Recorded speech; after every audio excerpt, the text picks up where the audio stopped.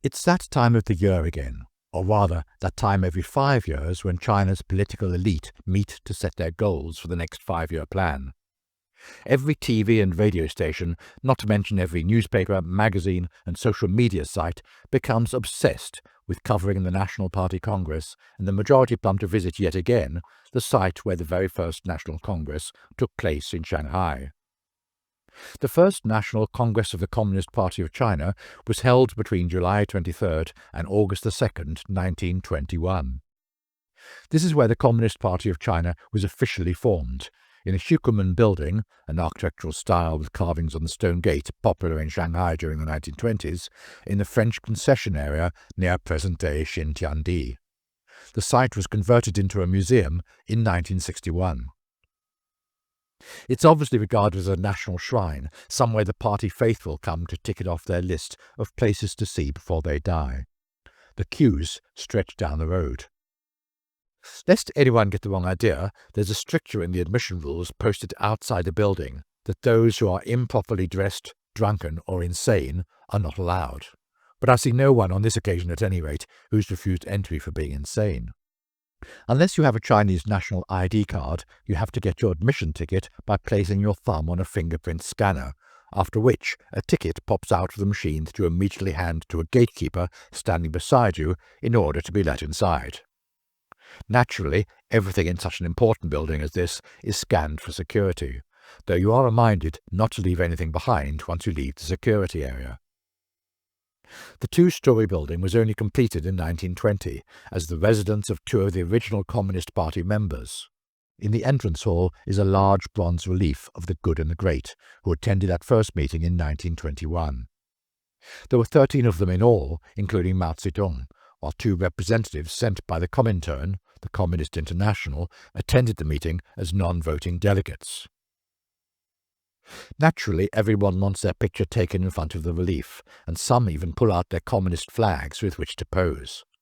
But horror of horrors, one party has let their flag touch the floor, and minders quickly bark out an order to them to lift it off the floor so as not to disrespect the party.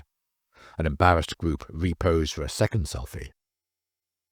The minders, it has to be said, obviously have a difficult task on their hands. Not only do they have to keep out the insane and ensure that Communist Party flags are not allowed to be draped on the floor, but if one of the many notices is to believe, then the way people behave here needs also to be monitored. Heaven forbid that anyone should display bad manners in this cradle of Chinese communism. In the permanent exhibition upstairs, in which we all start our tour, there's a fully fledged history lesson awaiting us, spelling out in detail how the naughty Western colonialists had carved up Asia between them. The Boxer Rebellion, or Yihetuan movement, for instance, was a violent anti-foreign uprising that took place in China between 1899 and 1901, toward the end of the Qing dynasty. It was initiated by the Militia United in Righteousness, Yihetuan, known in English as the Boxers, for many of their members have been practitioners of the martial arts, such as boxing.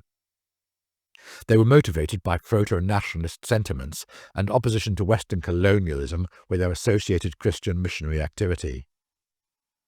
The Boxer Protocol was signed on September 7, 1901, between the Qing Empire and the Eight-Nation Alliance that had provided military forces after China's defeat in the intervention to put down the Boxer Rebellion at the hands of the Eight-Power Expeditionary Force. 450 million tiles of fine silver were to be paid as indemnity over a course of 39 years to the 8 nations involved. The Chinese handed this over until the debt was paid off on December 31st, 1940. After 39 years, the amount came to around 37,000 tons of gold. On November 7, 1917, the October Revolution broke out in China's northern neighbor Russia, and the first socialist country in the world was founded. Following the October Revolution, a number of intellectuals, including Chen Duxiu and Li Dajiao, latched onto Marxism, and under the attention and push of the Communist International, or Comintern, the CPC's early organizations were established in Shanghai, Beijing, and various other places. In early June of 1921, a Dutchman called Henk Schneevliet, who is also known as Ma Lin and was a representative of the Comintern, arrived in Shanghai and urged various communist cells in the country to get together for a national-level meeting. I wonder how many people know that it was a Dutchman who was in part responsible for the eventual establishment of modern-day China. Russian Comintern representative Nikolsky also attended the meeting. At the time, there were only 57 members of the Communist Party of China in the entire country. Among the 13 delegates to that first Congress was a man from Hunan whose mugshot was to end up on the country's banknotes. Wow, I'll bet his mum would have been proud as punch if she'd been told that.